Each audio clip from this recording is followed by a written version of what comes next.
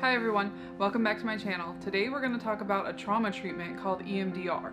It's a little bit different than talk therapy, so stay tuned. For this, you don't even have to talk at all. EMDR is a treatment that we use for clients who have had trauma in the past. It can be anything ranging from war trauma to bullied at school, the whole entire gamut it works for. So how do you know if you need EMDR treatment or if I could help you? If you think back in your memories, think of a time that was really stressful for you, could have potentially been traumatic, something you don't like to remember. If you can think of something that, like let's say a rape, that it's really upsetting to remember, if you do recall it, it makes your heart beat fast, it gives you an adrenaline rush, it makes you cry, it makes you really uncomfortable, it's something you don't want to talk about at all. Something like that is perfect for EMDR. The way that EMDR works is sort of still unknown, but it's very well researched. The World Health Organization recommends it, the US Department of Defense recommends it for war veterans. We know it works, we just don't know exactly how. The theory is that potentially it works very similar to REM sleep. There's a stage when we're asleep that our eyes go back and forth super quick, and that's when we process our memories. We decide, I'm gonna remember the conversation I had with my boss today and my teacher, and I'm gonna throw away what I ate for lunch. When something is really traumatic, your brain can't process it. It's too overwhelming, the stimulus is too strong, you have too much adrenaline, you can't figure out how to make sense of what happened, so it just stays stuck. There's two memory centers in our brain. The amygdala is the first one.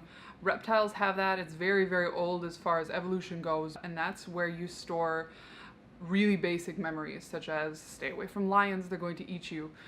Don't go out in the prairie by yourself because something will come get you and kill you. Amygdala says don't climb off to the very, very edge of that cliff, you might fall off. That's the memory center that tells us the basic fight or flight mechanism kicks it in. So our second memory center is called the hippocampus. Hippocampus is more evolved. Hippocampus is what humans have.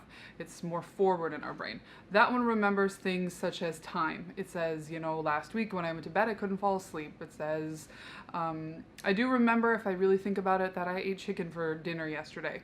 It says, I remember how to do my math homework and calculus and what they taught me in history. I remember that that friend over there was really mean to me 2 years ago, so I don't like her anymore. That's the memory center that we want to have the trauma process through, because that one tells you when you got raped, that was 2 years ago. There is no current threat right now if I'm sitting in the present moment thinking about the event. But the problem is that if your brain was overwhelmed when it happened, your amygdala sends off fight or flight signals now in the present, even though it happened 2 years ago. Amygdala doesn't have a time center or a timeline. So right now in my office, you're remembering this rape and you're very, very upset. Your fight or flight's activated as if the traumatic event is happening right now. So what we want to do is we want to change that. You'll remember, yeah, that was so horrible. That was an awful thing I went through. But your body won't react to it right now. You won't get an adrenaline rush. You won't start sweating. You won't start crying. Just remember that was awful.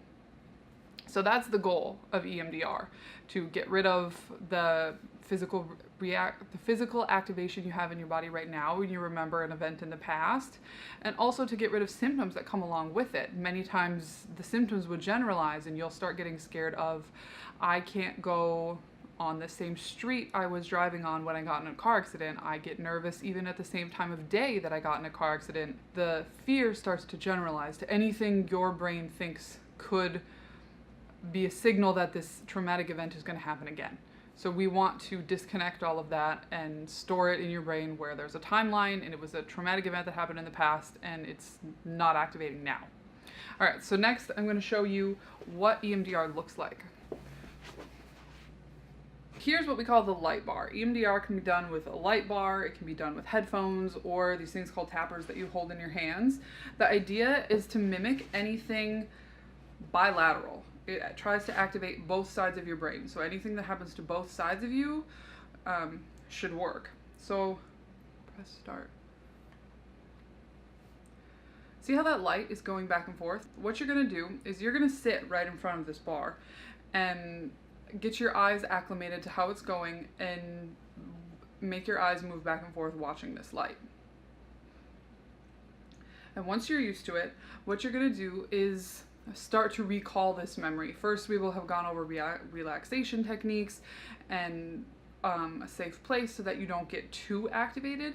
We won't start with the worst traumatic event. We'll start with something smaller and build our way up. What we're going to do is you'll start to recall the event. You don't have to say it out loud.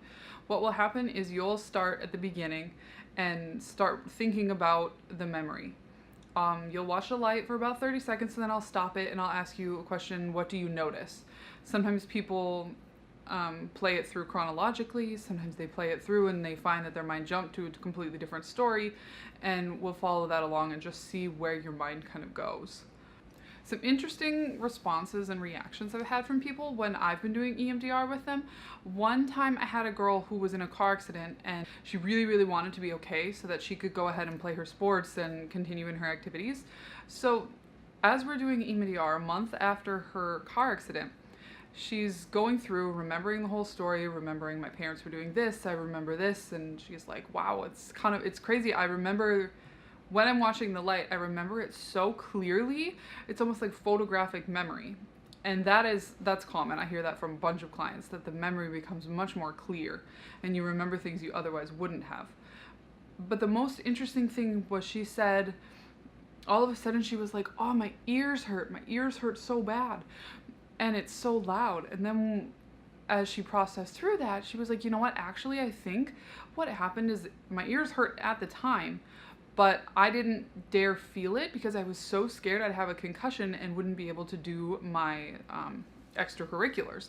So I just kind of blocked that off completely, didn't want to feel it, and therefore did not ever recognize that my ears were hurting. So as we were doing EMDR, her ears hurt, she processed through it, they stopped hurting, the memory was less disturbing. And that happened a couple times. We go through it 3-4 times with the EMDR, and then the memory just becomes, yeah, I don't really care. Let's talk about something else. I don't want to do this again. So that's an example of car accident. We can do the same thing with bullying. I have done that with kids who have been bullied years ago and still feel like they have effects of it. They have low self-esteem. They don't feel confident in themselves. They're worried that their friends are going to leave them or their friends secretly hate them. EMDR can work really well for all of those negative beliefs and recognize, oh, actually those girls were just bitches and they didn't have the authority to tell me whether or not I'm a good friend, whether or not I'm worthy, whether or not I'm smart. All right, so that's it for our video today. That was a basic description of how EMDR works and what kind of traumas it can be used to treat. If you liked this video, please subscribe and hit the notification bell. I will be putting out new videos on mental health tips every Thursday at 2 p.m. Pacific time. So remember to leave a comment below and subscribe and ask me a question. Let me know what other kinds of videos you would like to see in the future. Thanks guys, bye.